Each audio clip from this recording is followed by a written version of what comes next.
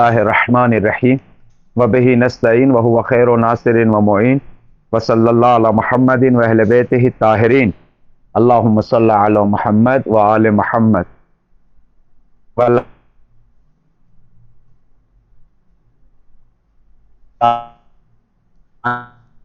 اللہ علی اعدائہم اجمعین۔ بسم اللہ الرحمن الرحیم۔ منہم لا تقتلوا یوسف والقوه فی غیابات الجب یلتقطه بعض السیارة ان کنتم فاعلین قالوا یا ابانا ما لک لا تأمنا علی یوسف وإنا له لناصحون ارسله معنا غدا يرتع ويلعب وإنا له لحافظون قال انی لیحزننی ان تذهبوا به واخاف ان یاکل الذئب وانتم عنه غافلون قالوا لئن اکلہ الذئب ونحن عصبة انا اذا لخاسرون فلما ذهبوا به وأجمعوا أن يجعلوه في غيابة الجب وأوحينا إليه لتنبئنهم بأمرهم هذا وهم لا يشعرون۔ صدق اللہ العلی العظیم وصدق رسولہ النبی الکریم۔ خدا متعال کی بارگاہ میں دعا کرتے ہیں کہ جتنے بھی عزیزان اس گروپ پہ موجود ہیں خدا متعال ان کی توفیقات میں اضافہ کرے اور ہمیشہ اپنی بندگی کرنے کی توفیق عطا فرمائے انشاءاللہ، اور سب کو اپنے حفظ و امان میں رکھے انشاءاللہ۔ الہی آمین۔ ہماری بحث جو ہے وہ سورہ یوسف کی تفسیر میں ہے۔ سورہ یوسف کی تفسیر سے یہاں سے یہ روشن ہو جاتا ہے کہ جناب یعقوب کا گھر یوسف کے لیے باامن نہیں تھا، امنیت نہیں تھی۔ بہرحال وہ بعض بھائیوں کی طرف سے ہی صحیح، لیکن گھر میں امن نہیں تھا۔ ایک تو یہ مسئلہ ہے جس کو میں بیان کرنا چاہتا تھا۔ دوسرا نقطہ جو ہے وہ یہ ہے، کل بھی کسی عزیز نے یہ سوال کیا تھا کہ حضرت یعقوب کو جب پتا تھا تو کہ ان کے دلوں میں حسد ہے، بغض ہے، نفرت ہے اور یہ جا کے نقصان پہنچائیں گے جناب یوسف کو، تو کیوں بھیجا ہے؟ دیکھیے اولیاء الہی، انبیاء الہی کے پاس علم غیب ہوتا ہے، لیکن علم غیب پر معمور نہیں ہوتے ہیں، یعنی علم غیب پر عمل کرنا ان کے لیے، اس پہ عمل نہیں کرتے ہیں۔ جو ظاہری زندگی کے اصول ہیں، جو دستورات ہیں، اسی کے مطابق عمل کرتے ہیں۔ امام حسین علیہ السلام کربلا میں سب معلوم تھا، لیکن اس غیر پر عمل کرنے پر معمور نہیں تھے کہ نہیں آپ کو غیب پہ عمل نہیں کرنا ہے۔ لہذا یہ ایک مشہور مسلک ہے اہل تشیع کا کہ معصوم کے پاس علم ہوتا ہے لیکن اپنے علم غیب کے مطابق عمل نہیں کرتے ہیں۔ ایک یہ مسئلہ ہے۔ دوسرا مسئلہ جو ہے وہ یہ ہے کہ ایک کسی دوست نے کل کسی عزیز نے یہ سوال کیا تھا کہ یہ اولاد کی تربیت میں ماں باپ کا کیا نقش ہے؟ دیکھیے جتنے بھی مربی ہوتے ہیں، چاہے معصوم ہو، اللہ کی طرف سے نبی آئے، امام آئے، رسول آئے، ولی آئے یا والدین، یہ کیا کرتے ہیں؟ جتنے بھی تربیت کے اصول ہیں، جتنی بھی تربیت کی ضرورتیں ہیں، سب کو فراہم کرتے ہیں۔ کسی کو زبردستی تو دیندار نہیں بنایا جا سکتا۔ اگر زبردستی دیندار بنایا جا سکتا ہوتا تو اصحاب پاس رہنے والے لوگ، گھر کے لوگ، بیوییں اور نبیوں کی کس طریقے سے گمراہ ہوئی ہیں۔ تو اولاد یعنی انسان خود اپنے اختیار سے صاحب سعادت ہوتا ہے، اہل سعادت ہوتا ہے، دین پر عمل کرتا ہے، پاکیزگی کی طرف آتا ہے خود اپنے ارادے سے۔ ہاں اتنی ذمہ داری جناب یعقوب کی بنتی تھی کہ ہدایت کے لیے، اچھائی کے لیے، سعادت کے لیے، پاکیزگی کے لیے، اچھا بندہ بننے کے لیے جتنی چیزوں کی ضرورت تھی ہدایت کے طور پہ سب کو جناب یعقوب نے بیان کیا، سارے اسباب کو فراہم کیا، سارا زمینہ سازی کی تاکہ یہ میرے بچے پاکیزہ ہو جائیں جیسے ہر ماں باپ کرتے ہیں۔ تو یہ جو معاشرے میں مشہور ہے کہ ماں باپ کی کوئی غلطی رہی ہوگی، یہ ہمیشہ صحیح نہیں ہے جملہ۔ دین اس تعلیم، دین کی تعلیمات اس کی تائید نہیں کرتی ہے۔ تربیت میں ایک جز ماں باپ کا کردار ہے، باقی 1000 ہے جز ہے۔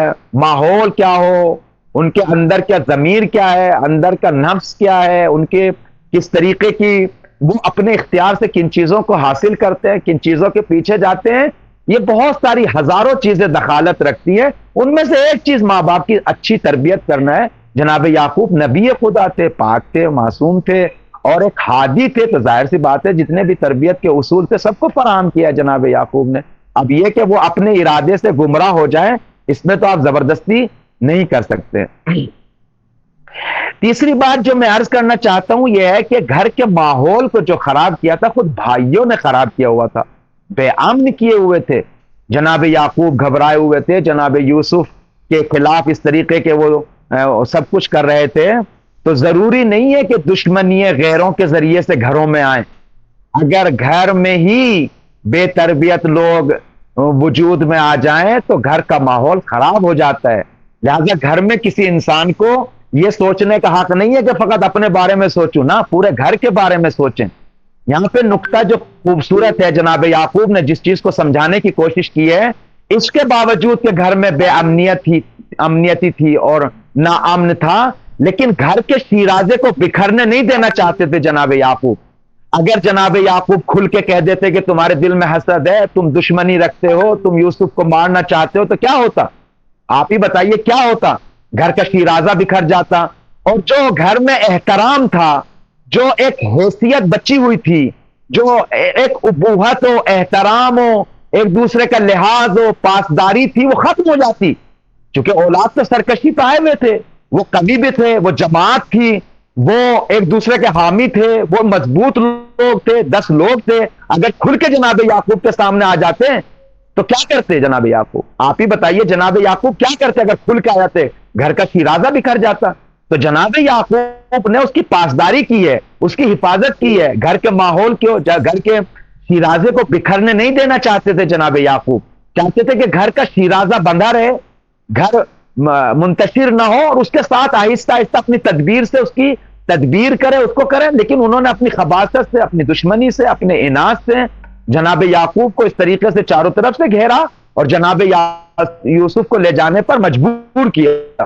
بہرحال ابھی جو قرآن کی آیتیں میں آپ کے سامنے پڑھوں گا، یہ میں آپ کے سامنے، لیکن پہلے سے پہلے یہ میسج دینا چاہتا ہوں کہ جناب یعقوب نے کتنی تدبیر سے کام کیا تاکہ گھر کا شیرازہ نہ بگڑے، تاکہ کھل کے باتیں نہ ہو۔ کیونکہ کیا ہوتا ہے جب دشمنیاں ظاہر ہونے لگ جاتی ہیں، جب بے حیائی زبان پہ آنے لگ جاتی ہیں، تو شخصیتیں ختم ہونے لگ جاتی ہیں، عزتیں ختم ہونے لگ جاتی ہیں۔ اور اگر کھل کے سامنے آ جاتے، زبان پہ آگے کھل کے کہہ دیتے ہم نے یوسف کو مارا ہے، ہم نے یہ کیا ہے، ہم نے وہ کیا، تو جناب یعقوب کیا کرتے؟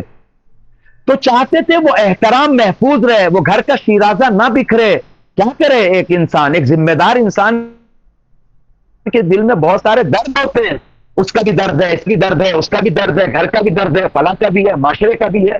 تو لہذا گھر کو محفوظ رکھنے کے لیے، گھر کی امنیت کو اس کو محفوظ کرنے کے لیے جناب یوسف نے کھل کے باتیں نہیں کی ہیں۔ دیکھیے قرآن کی آیت کو میں کیسے دوبارہ سے معنی کر رہا ہوں آپ کی خدمت میں، غور کیجئے گا، غور کیجئے گا۔ خوبصورت ہے، قرآن پڑھنے میں ثواب ہے، قرآن کو دیکھنا ثواب ہے، قرآن پہ عمل کرنا ثواب ہے، زندگی بناتی ہے، نور ہے قرآن۔ قرآن نور ہے، جب نور ہو جائے تو اگر انسان کوئی نورانی بننا چاہتا ہے تو قرآنی بنے، اگر انسان کوئی ظلمانی بننا چاہتا ہے، اندھیرا اور تاریکی اپنی زندگی میں لانا چاہتا ہے، تو قرآن سے دور ہو جائے۔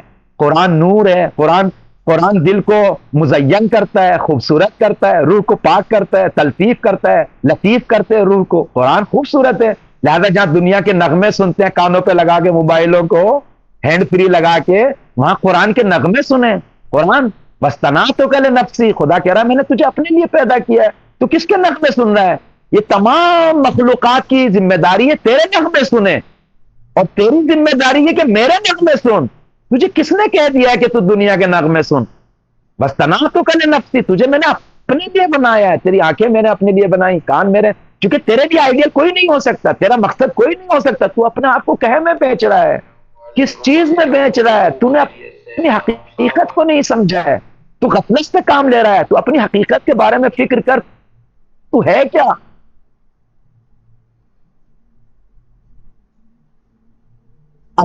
حضرت امیر فرماتا ہے تو سوچ رہا کہ چھوٹی سی ایک مخلوق ہے، وفیکن طول عالم الاکبر، تیرے اندر بڑے عوالم چھپے ہوئے ہیں، تیرے اندر توحید ہے، تیرے اندر عقل ہے، تیرے اندر قلب ہے، تیرے اندر سلامتی ہے، تیرے اندر روح ہے، تو بہت بڑی مخلوق ہے۔ اتعظمنا کا جرم صغیر، تو سوچ رہا ہے چھوٹی سی مخلوق ہے، اللہ نے تجھے سلامتی دی ہے، ذہن دیا ہے، فکر دی ہے، عقل دیا ہے، جسم دیا ہے، سلامتی اعضاء دیا ہے، اتنی بڑی سوچنے کی طاقت دی ہے، اتنی بڑی بڑی نعمتیں دی ہیں، کہیں میں اپنے آپ کو خرچ کر رہا ہے اس دنیا میں، کہاں جا رہا ہے؟ اینا تذهبون، قرآن کی آیت کہہ رہی ہے کہاں جا رہے ہو بابا، کس کے پیچھے جا رہے ہو، کس کے پیچھے جا رہے ہو؟ میں نے تجھے اپنے لیے پیدا کیا ہے، کوئی چیز تیری قیمت نہیں بن سکتی۔ روزے کے بارے میں روایت کیا ہے حدیث؟ الصوم لی وانا اجزا بہ، خوبصورت روایت ہے، روزہ میرے لیے ہے، خدا کہہ رہا ہے، اور میں اس کی جزا ہوں۔ جنت بھی روزے کی جزا نہیں بن سکتی، لقائے خدا روزے کی جزا ہے، رضوان الہی روزے کی جزا ہے۔ انسان تو کہاں بھٹک رہا ہے؟ تو نے کہاں کہاں پہ اپنے آپ کو خرچ کر لیا ہے؟ اپنی آنکھوں کو کہاں استعمال کر رہا ہے؟ کان کو کہاں استعمال کر رہا ہے؟ کہاں جا رہا ہے؟ تو پاکیزگی کے لیے پیدا ہوا ہے، تو گندگی کی طرف جا رہا ہے۔ تو اس دل کو اپنا ڈسٹ بین بنا رہا ہے، دل کو اپنے پارکنگ بنا رہا ہے۔ گاڑی کی محبت ہے تو پارکنگ کی قیمت ہوگی نا آپ کے دل کی، اور اگر پیسے سے محبت ہے تو تجوری کی قیمت ہوگی۔ یہ دل جس کو عرش الرحمان بتایا خدا متعال نے، قلوب مومنین عرش الرحمان، حرم اللہ، حرم خدا ہے، لا تشکن فی ہے غیر اللہ۔ آپ کہہ رہے خدا کو اس میں جگہ نہ دیں، خدا اکیلا رہنا چاہتا ہے، اس کی محبت، اس کی محبت، اس سے لگاؤ، اس سے لگاؤ، اس کے پیچھے، اس کے پیچھے۔ یہ کہاں جا رہا ہے بابا؟ تجھے اللہ نے اپنے لیے پیدا کیا، تجھے ابدیت کے لیے پیدا کیا، تجھے ابدیت، تجھے لامحدودیت کے لیے پیدا کیا۔ تو اپنے آپ کو کن چیزوں میں، جو ارضی چیزوں میں، کس دنیا کے پیچھے جا رہا ہے؟ جنگ جمل یاد ہے آپ لوگوں کے عزیزوں کے؟ جنگ جمل ہو رہی تھی، جنگ جمل، گھمسان کی جنگ شروع ہونے جا رہی ہے۔ ابن عباس آئے حضرت علی کے پاس کہنے کے لیے کہ آئیے جنگ شروع ہو رہی ہے۔ حضرت کو دیکھا کیا اپنی جوتی کاٹ رہے ہیں بیٹھے ہوئے، اپنی جوتی کاٹ رہے ہیں حضرت بیٹھے ہوئے۔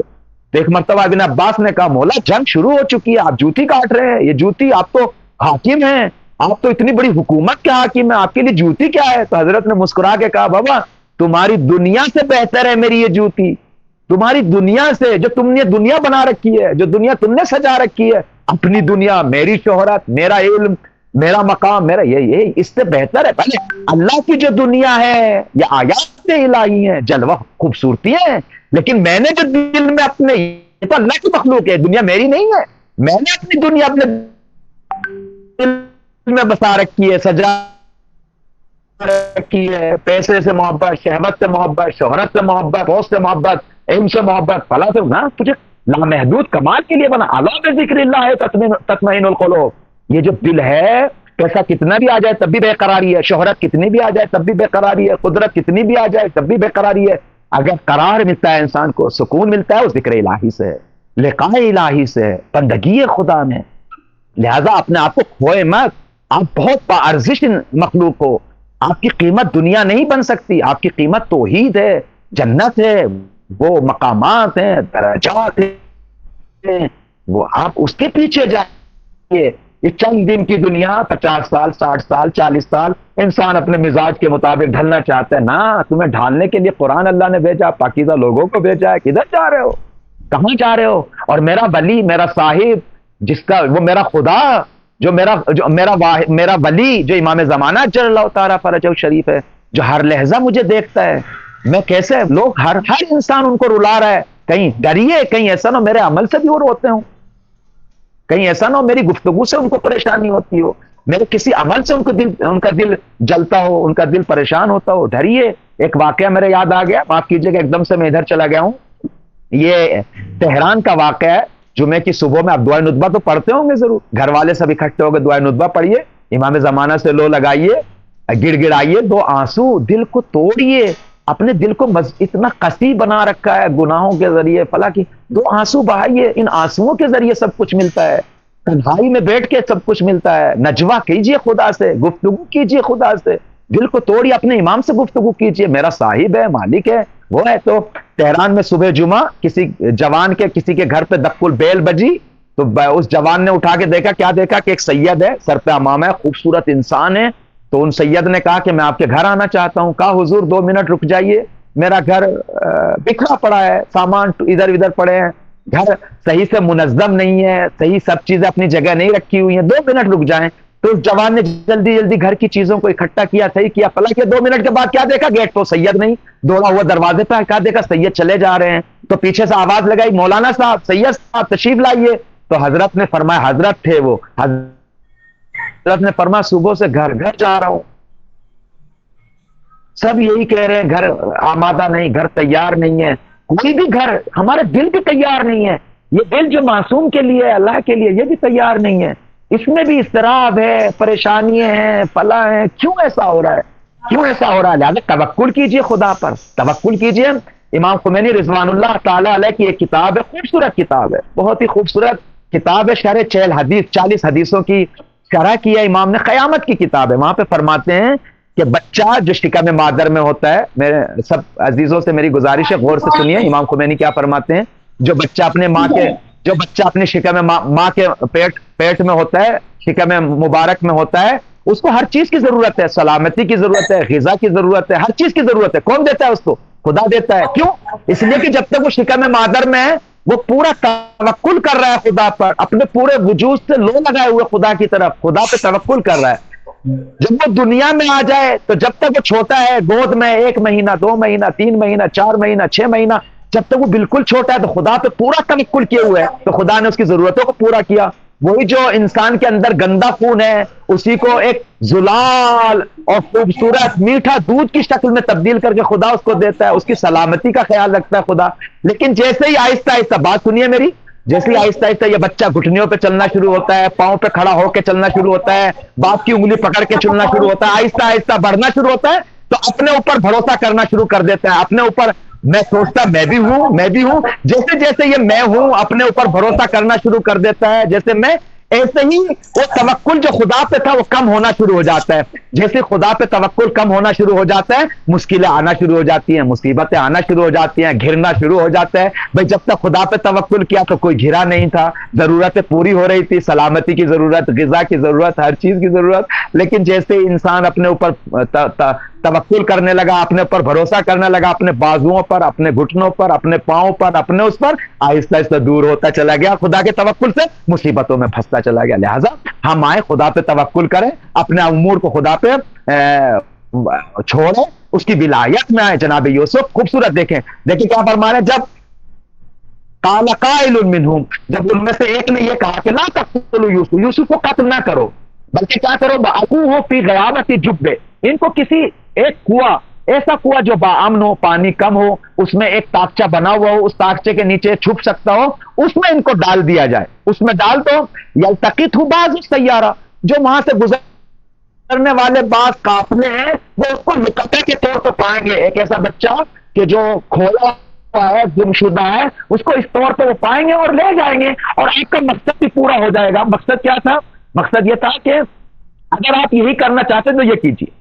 تو سب کی آپ سب مان گئے کہ اسی کو کرتے ہیں۔ جناب یعقوب کے پاس آتے ہیں، ترجمہ کر رہا ہوں، پھر آہستہ آہستہ اس آیت کے پیچھے جا رہا ہوں۔ قالو، تو سب نے کہا یا ابانا ما لک لا تامنا علی یوسف، دیکھیں کیسے جال بنا رہے ہیں، کیسے پلان اسکیم کر رہے ہیں، کس طریقے سے سامنے جناب یوسف جناب یعقوب کے کیسے پیش کر رہے ہیں۔ یا بابا جان کیوں ہم پر بھروسہ نہیں کرتے یوسف کے بارے میں؟ وَإِنَّا لَهُ لَنَاصِحُونَ، ہم تو خیر خواہ ہیں، ہم تو خیر خواہ ہیں، بھلائی چاہتے ہیں، بھائی ہیں۔ ارسلہ معنا غدن، ان کو ہمارے ساتھ کل بھیجے، غدن یعنی کل، کہ یرتا ویلعب، کہ کھائے پیے ہمارے ساتھ وہاں خوشی میں اور کھیلے کودے۔ وَإِنَّا لَهُ لَحَافِظُونَ، ہم دشمن ظاہری دشمن سے ہم بچائیں گے، اندر تو ہم بھائی ہیں، ہم تو دشمنی نہیں رکھتے، جو ظاہری دشمن ہے اس سے بھی ہم بچائیں گے۔ قال، جناب یوسف جناب یعقوب نے گھر کے ماحول کو محفوظ رکھنے کے لیے ان کی حسادت کو پیش نہیں کیا ہے، ان کی دشمنی کو پیش نہیں کیا، اس طریقے سے کہا قال انی لیحزننی، مجھے غم میں ڈالتا ہے۔ کیا ڈالتا ہے غم میں؟ ان تذهبوا به، تمہارا لے جانا یوسف کو مجھے غم میں ڈالتا ہے، اور تم بھی نہیں چاہتے تمہارے باپ غم میں ہو، تو مت لے جاؤ، مت لے جاؤ۔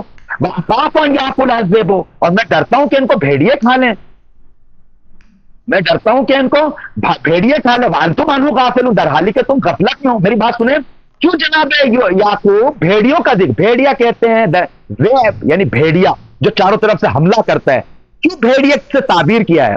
پہلی بات تو جناب یعقوب نہیں چاہتے تھے گھر کا ماحول خراب ہو، کہ بھائی تم ٹھیک ہے، اگر تم یہ کہتے ہو تم سے خطرہ نہیں تو بھیڑیوں سے خطرہ ہے۔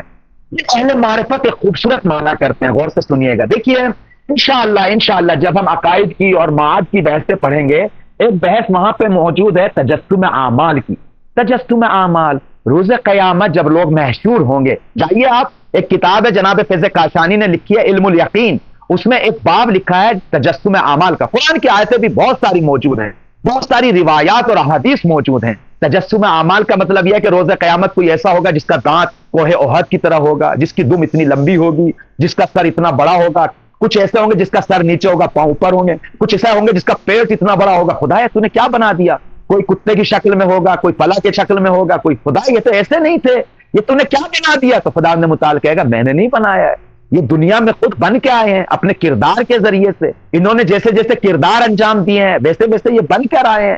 انہوں نے لوگوں کو زبان سے ستایا ہے، زبان سے ڈک مارے ہیں، لوگوں پہ طنز کیے ہیں تو یہی سانپ بن گئی یہ زبان، یہی بچھو بن گیا ہے۔ انہوں نے پلا کیا، لوگوں پہ حملے کیے ہیں، یہی بھیڑیے بن گئے۔ تو انسان شروع میں تو بھیڑیا صفت بنتا ہے، لیکن آہستہ آہستہ اس کے وجود میں ملکہ آ جاتا ہے، ملکہ آ جاتا ہے، خود بھیڑیا بن جاتا ہے، کسی پہ رحم نہیں کرتا ہے، خود شہوانی سور بن جاتا ہے، کسی شہوت میں کسی پہ رحم نہیں کرتا ہے، خود شیطان بن جاتا ہے، جال بنتا ہے لوگوں کو پھنسانے کے لیے۔ تو یہ لوگ جو ہے نا خود بخود جب ان کے وجود میں یہ ملکہ ہو جائے تو روز قیامت ظاہر ہوں گے، کوئی بھیڑیے کی شکل میں ہوگا، کوئی پلا کی شکل میں ہوگا، کوئی پلا کی شکل میں ہوگا۔ اور اگر آپ کو یقین نہیں آتا، عرفات کے روز عرفات میں امام سجاد سے جب کسی شخص نے کہا کتنے حاجی آ گئے تو امام نے مسکرا کے کہا نہیں حاجی کم ہیں، جانور زیادہ ہیں۔ تو دیکھنے والے کی آنکھوں سے حجاب کو ہٹایا، جب ہٹایا کیا دیکھا؟ جانور گھوم رہے ہیں۔ یہ امام سجاد جانور نہیں بنا رہے ہیں، بلکہ انسان اپنے اعمال سے جانور بنتا ہے۔ تو انسان یہ جو قرآن کی آیت ہے یہ سب کل بہائم، یہ جانوروں کی طرح ہیں، کل انعام جانوروں کی طرح، بل ہم اضل، بلکہ جانور سے بھی بدتر بن جاتے ہیں، عقل رکھتے ہوئے بھی جانور سے بدتر بن جاتے ہیں۔ علامہ طباطبائی کا یہ واقعہ خوبصورت ہے، خوبصورت واقعہ ہے۔ نجف میں رہتے تھے، ایک دن زیارت کے ہمیشہ جایا کرتے تھے قبرستان میں، ہم لوگ بھی قبرستان میں بھی جائیں، قبرستانوں میں جائیں۔ گئے قبرستان میں، جانے کے بعد ایک قبر کو خطاب کیا، کہا کہ تیرے اندر بچھو کیوں ہوتے ہیں، سانپ کیوں ہوتے ہیں، تو ستاتی کیوں ہے، تیرے اندر کیڑے مکوڑے کیوں ہوتے ہیں لوگوں کو کھانے کے لیے؟ تو قبر سے آواز آئی، علامہ ہمارے اندر نہیں ہوتے یہ سب، تم اپنے خود ساتھ لے کر آتے ہو، اپنے اعمال سے، اپنے کردار سے تم ساتھ، یہی تمہاری زبان بچھو بنتی ہے، یہی تمہارے کردار بچھو سانپ بنتا ہے، یہی سب کچھ بنتا ہے، آپ اپنے اعمال سے بنا کے لاتے ہیں انسان۔ تو جناب یعقوب نے جو بھیڑیے کا ذکر کیا، ایک نقطہ تو اس میں یہ ہے کہ آپ نہیں چاہتے تھے کہ ان کی دشمنی کو ظاہر کریں، لہذا لے گئے بھیڑیوں کی طرف۔ دوسرا مسئلہ اہل معرفت، اہل عرفان یہ کہتے ہیں کہ جناب یعقوب ان کو بھیڑیا صفت دیکھ رہے تھے کہ یہ جو تمہارا کردار ہے بھیڑیا صفت ہے، بھائی کو ستانا، بھائی کو قتل کرنے کا پلان کرنا، یہ بھیڑیا صفت ہے، یہ انسانی صفت نہیں ہے۔ ان کی ملکوتی شکل دیکھ رہے تھے، ان کی ملکوتی، لہذا ڈائریکٹ جناب یعقوب نے اس لیے نہیں کہا کہ تم دشمنی رکھتے ہو، نفرت رکھتے ہو، حسد رکھتے ہو یوسف سے، تاکہ قضیہ زیادہ خراب نہ ہو جائے، کیونکہ اگر خراب ہو جاتے تو سامنے آ جاتے ولی خدا کے، اور اب جب ان دشمن سامنے آ جائے ولی خدا کے، پھر ہدایت کے قابل نہیں رہتا۔ جناب یعقوب محبت کرتے تھے، چونکہ نبی تھے، نبی مخلوق خدا سے محبت کرتے تھے، وہ نہیں چاہتے تھے اپنی دشمنی کو کھل کے سامنے لے کر آئیں، چونکہ اگر یہ کھل کے سامنے لے آئے تو پھر ہدایت پہ نہیں آ سکتے، لہذا وہ چاہتے تھے یہ کھل کے سامنے نہ آئے، لہذا بھیڑیوں کی طرف لے گئے، فلاں کی طرف لے گئے، لہذا بعد میں یہی وجہ ہے کہ انہوں نے کھل کے دشمنی نہیں کی، جناب یعقوب نے کھلی دشمنی کی طرف نہیں بلایا، لہذا بعد میں ہدایت پا گئے۔ جناب یوسف نے بھی دعا کی، جناب یعقوب نے بھی دعا کی، اور عاقبت بخیر ہو گئے۔ لہذا دیکھیں معاشرے میں ہم کس طریقے سے تعامل کریں، کس طریقے سے برتاؤ کریں گھروں میں۔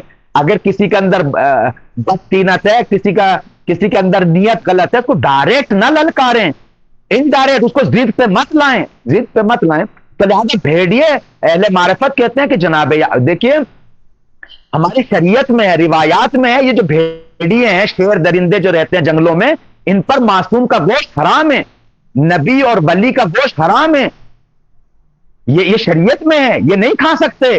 لہذا جناب یعقوب یہاں بھیڑیوں کا ذکر کر کے ان کے باطن کو بتانا چاہ رہے ہیں، تم جو ہے نا بھیڑیا صفت ہو گئے ہو، یہ انسانی صفت نہیں ہے۔ انسانی صفت تو یہ ہے کہ سب کو امن و امان دے، سب کو سلامتی۔ بھیڑیے صفت آج بھی بہت ہے، معاشرے میں دیکھ لو بھیڑیے صفت ہیں، وحشی بنے ہوئے ہیں، ایک دوسرے پر رحم نہیں کھا رہے ہیں، کوئی ترس نہیں کھاتا ہے، ظلم کرنے پہ آگے بڑھے ہوئے ہیں۔ یہ بھیڑیے ابھی دیکھا آپ نے داعش جو جوانوں کو، بچوں کو، عورتوں کو پیٹ چاک کیا کرتے تھے، کس طریقے سے؟ بھیڑیا انسان جب بھیڑیا بن جائے، جو ظاہری بھیڑیے ہیں یہ ایک اپنا شکار کیا، پیٹ بھر لیا، ختم ہو گیا۔ جب انسان بھیڑیا ہو جائے تو 1,000 کو تنہا مارتا ہے، کس طریقے سے خطرناک ہو جاتا ہے بھیڑیا۔ انسان اپنی صفت کو الہی صفت میں تخلق باخلاق اللہ، اخلاق الہی کو اختیار کرو، کہاں تم ادھر ادھر جانوروں کے اخلاق کو اپنے وجود میں ڈھال رہے ہو. حضرت علی علیہ الصلوۃ والسلام جو اللہ کی طرف سے ہادی بن کر آئے، ولی بن کر آئے، لوگوں کی ہدایت کے لیے آئے ہیں. اب نہج البلاغہ آپ دیکھیں، چیونٹی کے صفت میں خطبہ فرما رہے ہیں. چیونٹی کے بارے میں کہوں گا مولا آپ تو ہدایت کرنے کے لیے آپ کے پاس ٹائم کہاں ہے؟ آپ چیونٹی کی صفات، کئی صفات یہی انسان کے اندر آ جاتے ہیں، چیونٹی والا انسان بن جاتا ہے. چیونٹی کیا کرتی ہے؟ ہرس پایا جاتا، لالچ پایا جاتا، اکٹھا کر رہی ہے، جو اکٹھا کرتی ہے اس میں سے کھاتی بھی نہیں ہے. انسان بھی ایسے ہی ہو جاتا ہے. تو جس کا کردار، جس کی صفت چیونٹی جیسی ہو جائے تو اس کا وجود بھی چیونٹی جتنا ہے، اس سے زیادہ اس کا وجود نہیں ہے. اگر بھیڑیا صفت ہو جائے تو بھیڑیا جیسا ہے. اگر انسان، لہذا تجسم اعمال بہت خطرناک ہے. انسان کس شکل میں اٹھے گا روز قیامت؟ لہذا سب مل بن کے جا رہے ہیں. اللہ تسیر الامور، سب امور بن کے جا رہے ہیں. کون کیا بن کے جا رہا ہے؟ کوئی نور بن کے جا رہا ہے، کوئی آگ بن کے جا رہا ہے، کوئی آتش بن کے جا رہا ہے، کوئی جنت بن کے جا رہا ہے. کیا بننا چاہتے ہیں؟ اگر نور بننا چاہتے ہیں تو قرآن کے دسترخوان پر آئیں. اگر نور بننا چاہتے ہیں تو قرآن پر آئیں. اگر نور بننا چاہتے ہیں اہل بیت کی سیرت پر آئیں، ورنہ آتش بن جائیں گے، آگ بن جائے گا انسان کا وجود، جانور بن جائیں گے، پتھر بن جائے گا انسان، پتھر بن جائے گا.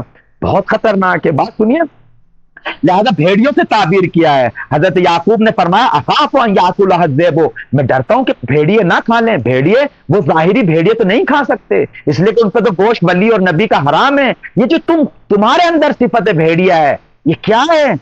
یہ کیا ہے؟ پھر فرمایا کہ انتم عنہ غافلون، تم اپنی حقیقت سے غافل ہو. یعنی میں جب معرفتی معنی کر رہا ہوں، اگرچہ یہاں پہ یہ ہے کہ تم یعقوب سے غفلت، یوسف سے غفلت میں رہو گے، بھیڑیا آگے کھا جائے گا. تم بھیڑیے ہو گئے ہو بابا، تم ہوئے اور صفت بھیڑیا آ گئی ہے. تم غافل ہو، اپنی حقیقت کو سمجھو. تم خلیفہ بن سکتے ہو، تم اللہ کے مقرب بندے بن سکتے ہو، تم پاکیزہ ولی بن سکتے ہو. کہاں جا رہے ہو؟ قالوا، تو انہوں نے واپس پلٹ کے یہ کہا کہ لئن اکلہ الذئب، اگر جناب یوسف کو بھیڑیے نے کھا لیا، وَنَحْنُ عُصْبَةٌ، درحالی کہ ہم مضبوط جماعت ہیں، اِنَّا إِذًا لَخَاسِرُونَ، تو ہمارا کام کیا ہوگا؟ پھر ہم کس کام کے رہیں گے؟ ہماری غیرت اور ہمارے اس کو کیا ہوگا؟ ہم گھاٹے میں چلے جائیں گے. پھر ہمارا فائدہ کیا ہے؟ فَلَمَّا ذَهَبُوا، یہ آیت آج شروع کر رہے ہیں.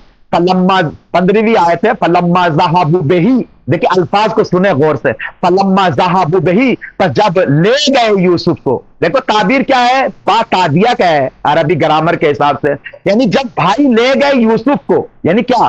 یعنی یعقوب نے نہیں بھیجا، اپنی رضا سے نہیں بھیجا ہے، دل کے میل سے نہیں بھیجا ہے. یوسف بھی خود سے نہیں چلے ہیں. دیکھیے ایک مسئلہ ہے، روایات یہ جو اخباری وغیرہ ہیں، مجھے دل جلتا ہے میرا.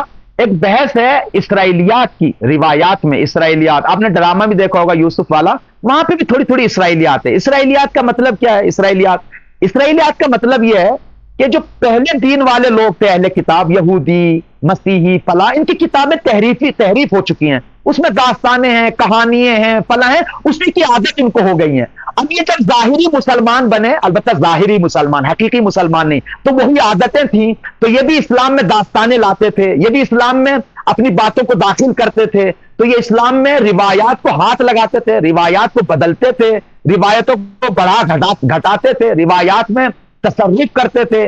تو یہ جو اسرائیلیات روایات ہیں، مصنوعی اور مجعول اور جعلی روایات ہمارے ہاں بہت ساری ہیں.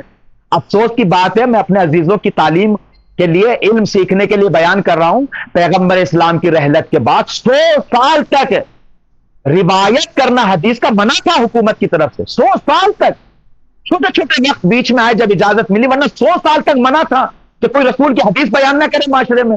کیوں بیان نہ کریں؟ کہیں ایسا نہ ہو کہ قرآن تحریف ہو جائے، قرآن معاشرے سے ایک طرف ہو جائے، روایتوں سے جڑ جائیں لوگ. قرآن سب سے مقدس ہے، قرآن رہنا چاہیے. 100 سال تک، کتنا عجیب واقعہ. جتنا انسان روئے اتنا کم ہے. مسلمانی حکومت ہے لیکن پیغمبر کی حدیث کو نقل کرنے کا کسی کو حق نہیں ہے. ہاں ادھر سے یہودی مسیح جو نئے مسلمان بن کے آ رہے ہیں لالچ میں فلاں میں، ان کو قصہ بیان کرنے کی، ممبروں پہ جانے کی اجازت ہے، ان کو اپنے جملے بیان کرنے کی اجازت ہے، ان کو روایات میں دخل و تصرف کرنے کی اجازت ہے، لیکن پیغمبر کی حدیث بیان کرنے کی اجازت نہیں ہے. کس چیز سے ڈر تھا؟ اس چیز سے ڈر تھا کہ کہیں اہل بیت کے فضائل کو نہ بیان کیا جائے، کہیں علی کی فضیلت کو بیان نہ کیا جائے، کہیں علی کی خلافت. 100 سال، افسوس کی بات ہے، 100 سال تک حدیث کا نقل کرنا بنا رہا ہے صدر اسلام پیغمبر اسلام کی رحلت کے بعد. دل جلتا ہے انسان کا، دل جلتا ہے. یہ جو ہمارے پاس اتنا بڑا ذخیرہ ہے یہ اہل بیت سے ہمارے تک آیا ہے، خاص شاگرد سے ان کے ذریعے سے پہنچا ہے. ویلا پیغمبر اسلام کی کتنی حدیثیں ہمارے پاس ہیں، چونکہ شروع میں 100 سال تک پیغمبر کی حدیث کو نقل کرنا بالکل پابندی تھی، کوڑے لگائے جاتے تھے، مارا جاتا تھا، بولا یہ سا جاتا تھا. تو اسرائیلیات آئی ہیں، جعلی حدیثیں آ گئی ہیں. جعلی حدیثیں اسرائیلیات کا مطلب یہ ہے کہ کچھ لوگ جو ظاہری مسلمان بن کے اہل کتاب آئے تھے، انہوں نے دخل و تصرف کیا، داستانیں فلاں یہ اور حدیث جعلی اور لا کے ہماری حدیثوں میں رکھ دیا. لہذا ایک قصے میں، ایک تفسیر میں، بعض تفسیروں میں یہ ملتا ہے کہ خود جناب یوسف نے بھی کہا میں چلتا ہوں. بابا جناب یوسف نے کیسے کہہ دیا؟ یہ وہی حدیثیں ہیں جو رکھی گئی ہیں، اس کو کہتے ہیں اسرائیلیات. بس اسرائیلیات وہ حدیثیں ہیں جو جعلی اہل کتاب نے، جو ظاہری مسلمان بنے تھے، انہوں نے لا کے ہماری روایات کی کتابوں میں اور حدیثوں میں لا کے رکھ دیے. فلما ذهبوا به، جب وہ لے گئے جناب یوسف کو، واجمعوا ان يجعلوه في غیابت الجب، اور سب متفق ہو گئے، سب جمع ہو گئے اس رائے پر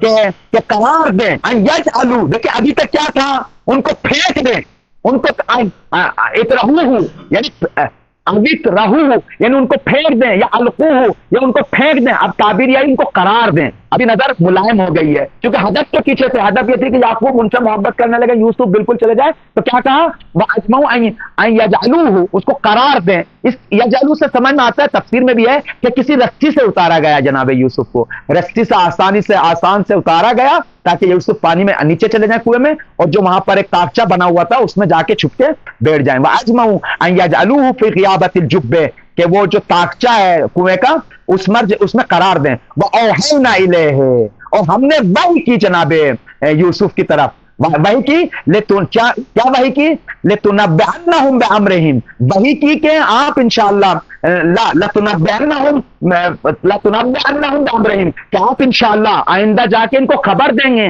کہ انہوں نے تمہارے ساتھ کیا کیا ہے، آپ انہیں خبر دیں گے. یہی ہوا کہ جب جناب یوسف عزیز مصر بن گئے اور ادھر سے یہ پریشان ہو گئے بھائی، جب کھانے پینے کے لیے کچھ سامان لینے کے لیے مصر گئے تو جناب یوسف کے سامنے آئے تو جناب یوسف نے فرمایا تم نے جہالت کے طور پہ یوسف کے ساتھ کیا کیا تھا یوسف. لہذا یہاں پہ اللہ نے وحی کی جناب یوسف پر، لِتُنَبِّئَنَّهُمْ بِأَمْرِهِمْ، تاکہ آپ ان کو خبر دیں اپنے بھائیوں کو ان کے جو انہوں نے کیا ہے، ہاذا، اس کے بارے میں جو کیا ہے، وَهُمْ لَا يَشْعُرُونَ، اور وہ نہیں سمجھ پا رہے ہیں کیا کر رہے ہیں، وہ علم نہیں رکھتے ہیں، وہ علم نہیں رکھتے ہیں.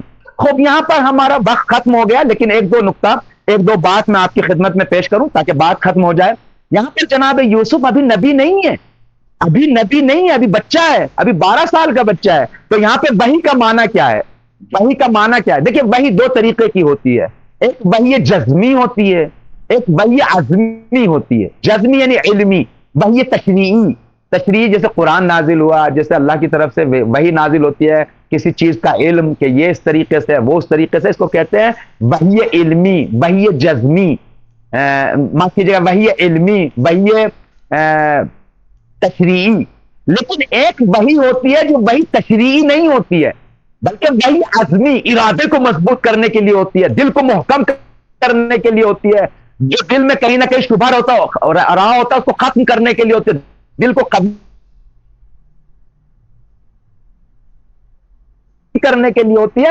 اس وحی کو کہتے ہیں وحی جزمی، وحی عزمی، وحی ارادے والی وحی. بہت جگہ ہے، جیسے جناب موسیٰ کی والدہ کی طرف اللہ نے وحی کی تھی کہ اپنے بچے کو تابوت میں رکھ کے پانی میں چھوڑ دو. یہ کون سی وحی تھی؟ مگر ان کی والدہ نبی تھی.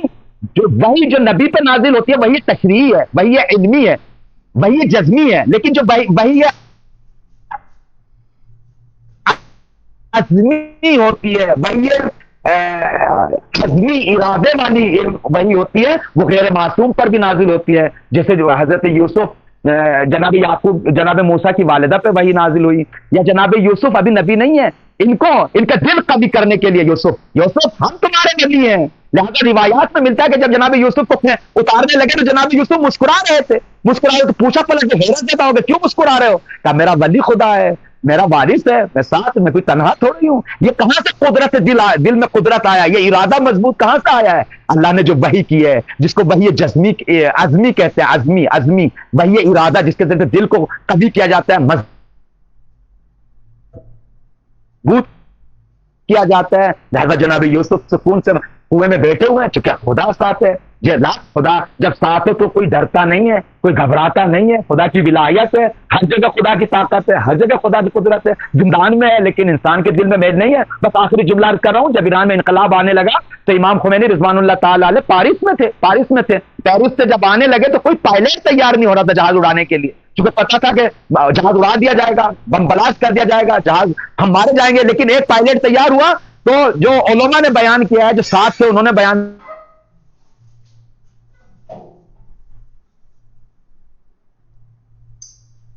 کیا کہ جب پلین میں تھے اور پلین اڑ چکا تھا تو ڈاکٹر نے آپ کی دل کی حرکت کو جب چیک کیا تو نارمل تھی. کوئی خوف نہیں تھا، کوئی ڈر نہیں تھا. اگر کوئی اللہ کے سپرد کر لے، ڈرتا نہیں ہے. استکبار جہانی کے سامنے، دشمن کے سامنے تو درستوں سے نہیں ڈرتا ہے. بہرحال جس کے ساتھ خدا ہو، کسی کے پاس ایسی طاقت نہیں جیسی خدا کے پاس ہے. اگر خدا ساتھ ہو جائے تو دنیا کی طاقت اس کا کچھ نہیں بگاڑ سکتی. بلکہ ہر وہ چیزیں جو انسان اس کو ضائع کرنے کے لیے، ختم کرنے کے لیے، ہلاک کرنے کے لیے، تباہ کرنے کے لیے لاتا ہے، خدا انہی کے ذریعے سے مدد کرتا ہے. جناب ابراہیم کی اسی آگ کے ذریعے سے مدد کی، جناب یوسف کی اسی کنویں کے ذریعے سے مدد کی. امام خمینی رضوان اللہ تعالی علیہ اتنی اعتماد کے ساتھ جو انقلاب لا رہے ہیں، پورے وجود میں توحید ہے، پورے وجود میں دشمن سے نہیں ڈرتے ہیں. کتنے سینکڑوں ملک ابھی مقابل میں چاروں طرف سے گھیر رہے ہیں. کبھی آ کے ٹرکی میں پڑھ رہے ہیں، عراق میں پڑھ رہے ہیں، افغانستان میں، چاروں طرف سے ملک کو گھیرا جا رہا ہے. ایک ہے لیکن توحید ساتھ ہے. جب توحید ساتھ ہو تو گھبرانا نہیں ہے. ایک مومن ہو، یہ تو حکومت ہے، اگر ایک مومن ہو، توحید ساتھ ہو تو گھبرانا کس بات کا ہے؟ اپنا رب مالک ساتھ ہے، صاحب ساتھ ہے. والسلام علیکم ورحمۃ اللہ وبرکاتہ.